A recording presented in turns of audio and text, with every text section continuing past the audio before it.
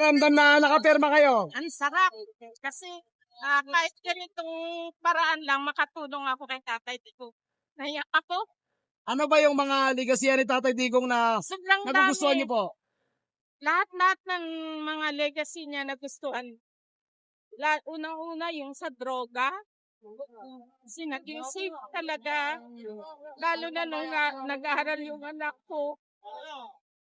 Talagang yung pag umuwi ako, kahit 3 a.m. niya, safe akong nakakauwi sa bahay. Ma'am, kung maririnig ka ni Tatay Digong, ano yung short na mensahe mo sa kanya? Ay, naku, Tay. Marami kami nag-aantay sa'yo. Magpapatatag ka.